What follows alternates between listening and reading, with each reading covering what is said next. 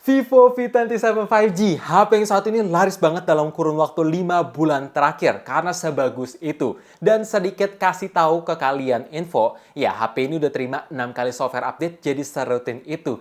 Tapi gimana kalau misalkan kita adu sama V29 5G? Karena itu pertanyaan paling besar yang gue terima sepanjang minggu ini.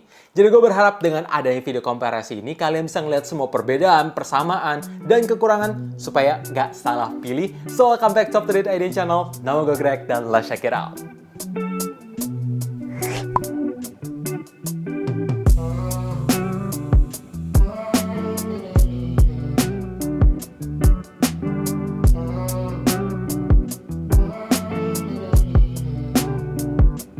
Pertama-tama gue mulai dulu dari spesifikasi karena ini yang paling kalian tunggu. Oke, untuk V27 menggunakan Dimensity 7200, sedangkan V29 menggunakan Snapdragon 778G. Kalau kalian tanya mana yang lebih baik performanya, jawabannya ya ini Dimensity 7200 sih, karena punya performa GPU clock yang lebih tinggi dan punya ukuran FinFET fabrikasi 4 nanometer yang lebih kecil ketimbang di Snapdragon 778G, walaupun memang dalam segi performance CPU-nya lebih kencang di V29. Tapi dalam segi angka tuh ini ada perbedaan angka yang cukup signifikan seperti yang bisa kalian lihat. Mungkin kalian bertanya, apakah ini ngefek ke performance in real life?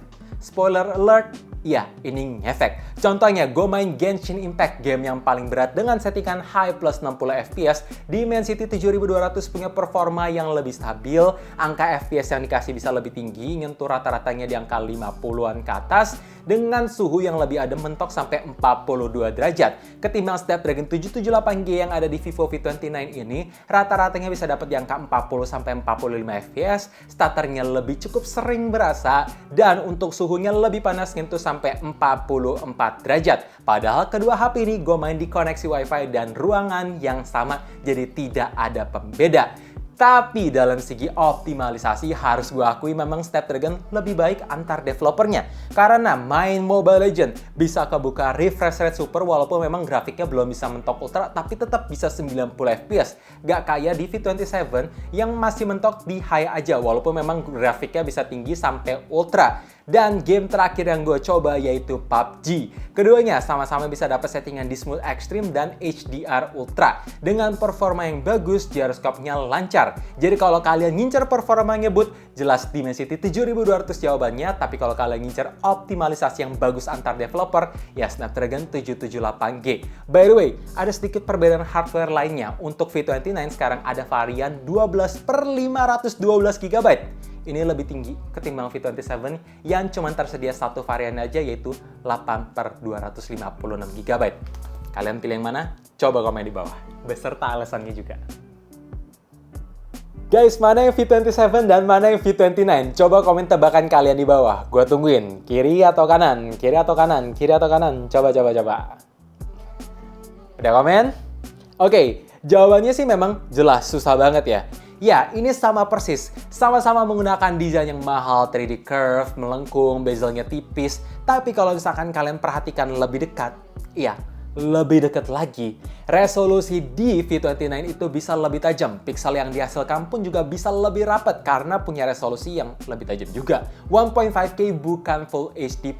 Dan walaupun memang kedua HP ini masih menggunakan panel AMOLED, tapi gue ngerasa di V29 udah ke-improve. Ya, warnanya terlihat lebih hidup, lebih vivid, saturasinya itu lebih naik dengan viewing angle pun yang lebih luas ketika dilihat dari sisi, kiri, kanan, ataupun bawah. Padahal brightness-nya gue pasang adaptif dan color scheme-nya gue taruh di sama persis. Jadi ya ini ada peningkatan. Dan ngomongin soal refresh rate 120Hz, keduanya bisa berjalan dengan baik, seringnya diupdate. Ya jadi isu yang di V27 kemarin gue keluhkan udah jauh membaik. Jadi sama-sama bagus, sama-sama adaptif, tidak ada touch delay dan multitouch pun sangat aman. Bahkan kalau misalkan kalian pengen nyalain fitur always on display juga tersedia, bisa di custom, mau schedule atau nyala terus, dan bisa disesuaikan mau desainnya kayak apa. Jadi ya se-fleksibel itu guys.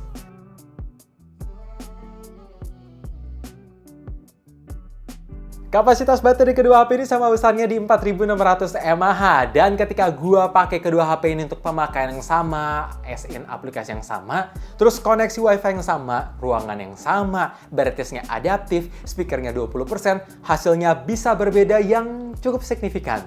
Vivo V27 bisa dapat screen on time 11 jam 22 menit, sedangkan Vivo V29 bisa dapat screen on time 10 jam 20 menit. Jadi kalau kalian bertanya, Bang, kenapa bedanya bisa 1 jam lebih? Jawabannya ada dua faktor. Untuk ukuran FinFET fabrikasi di Snapdragon 778G V29 itu 2 nanometer lebih besar, dan karena resolusi layarnya lebih tajam, jadi otomatis memerlukan ekstra konsumsi daya untuk nampilin semua pixel-pixel tersebut. Jadi udah ketahuan lah ya kenapa bedanya cukup jauh. Lanjut ngomongin soal charge, barulah V29 lebih unggul. Ya, 80 watt versus 66 watt.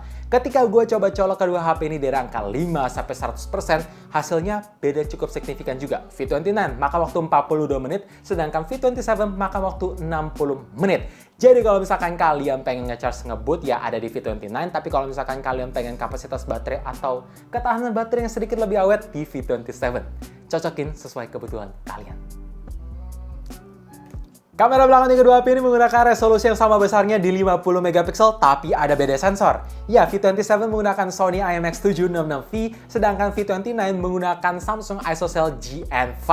Sebenarnya untuk pembahasan dan fitur-fitur komplit di V29 udah gue bikin video dedicate-nya di sini, atau video khusus di sini. Tapi kalau misalkan kalian belum sempat nonton atau sayang kuota, gampang ya ketika gue foto-foto di kondisi daylight. Kalau kalian ngincar warna yang lebih natural, highlight yang lebih bagus, lebih hidup, dan detail yang tanpa ada over extra software sharpening, ya pilih Vivo V29. Tapi kalau misalkan kalian suka warna gonjreng, warna vivid, pokoknya ya kelihatan lebih hidup dan berwarna, ada di V27. Dan lanjut untuk kondisi low light, ya ini melengkapi sih. Kadang di V29 bisa lebih bagus, kadang di V27 bisa lebih bagus. Tapi overall, dalam segi detail, keduanya sama-sama tajam. Noise grain di mode auto sangat-sangat minim. Tapi untuk perbedaan mode auto dan night mode di V29 menurut gue gak berasa signifikan sih. Jadi kayak kurang lebih sama aja. Lebih kelihatan beda signifikan di V27. Ya, gue yakin sih seiringnya di update software, V29 bisa lebih baik. Tapi untuk saat ini ya pendapat gue begitu.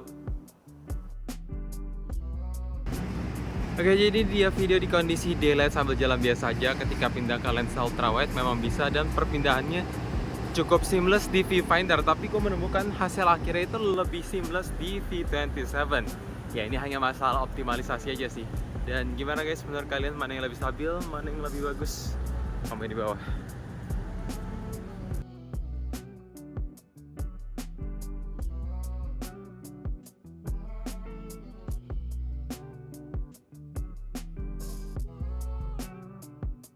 Dan ini adalah hasil video di kamera depan resolusi 4K 30fps. Kalau gue ngelihat dari viewfinder memang kontras, skin tone itu lebih kelihatan bagus di V29.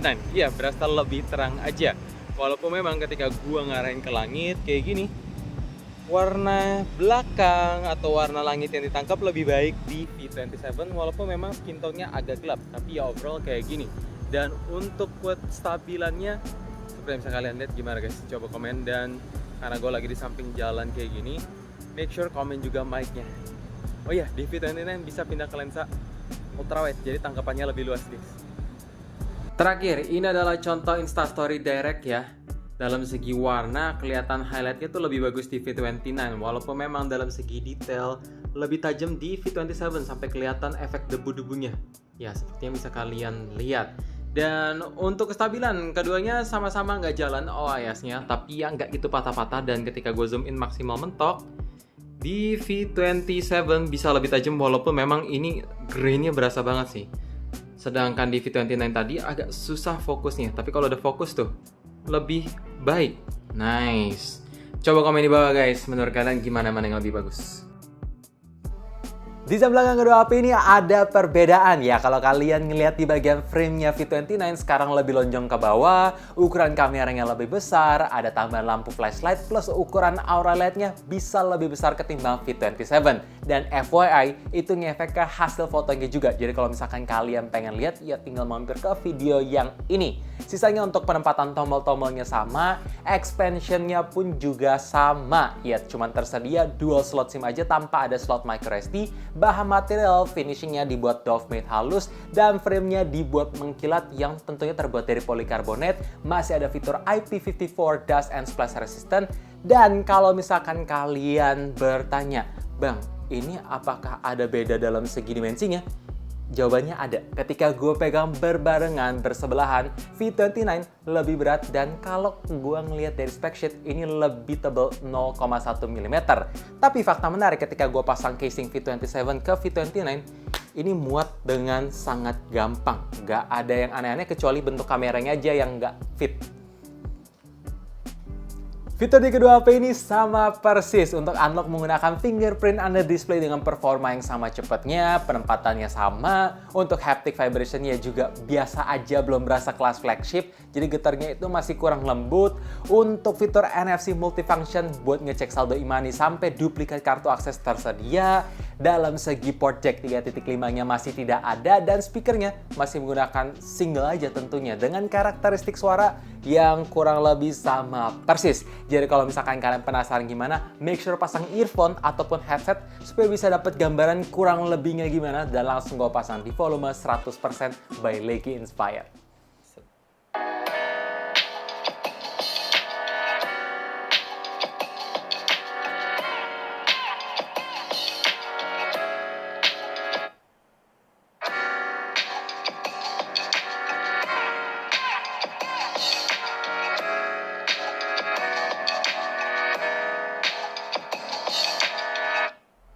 Jadi intinya V27 versus V29 siapa yang menang bang? Jawaban dari gue sih gak ada yang menang kalah. Karena gue melihat V29 itu hadir sebagai penyegaran aja, bukan penyempurnaan. Karena memang ada beberapa hal yang harus di downgrade walaupun yang gak signifikan. Tapi kalau misalkan kalian tanya, bang, mending beli yang mana di antara kedua HP ini? Ya, seperti biasa, gampang ya kalau misalkan kalian masih bingung sampai ujung video kayak gini, gue akan kasih tahu kalau kalian ngincer performa yang ngebut dengan ketahanan baterai yang lebih awet, ya jelas V27 jawabannya. Tapi kalau misalkan kalian cari kamera bagus, dalam segi resolusi layarnya lebih tajam dan ngecharge lebih ngebut, ya langsung aja ke V29. Gue sendiri akan prefer pilih ke V29 karena kameranya sebagus itu, berasa banget signifikan ke improve, walaupun memang performanya agak menurun sedikit. Tapi gimana guys, kalian mending pilih yang mana? Coba komen di bawah beserta alasannya juga. So thank you for watching. Kalau misalkan kalian ngerasa video ini bermanfaat, boleh bantu share sebanyak-banyaknya ke teman-teman, keluarga, atau semuanya. Sekaligus like dan subscribe, plus nyalain lonceng notifikasinya juga supaya kalian tahu kapan video baru diupload. And as always, stay safe, stay healthy, dan stay updated with up to date.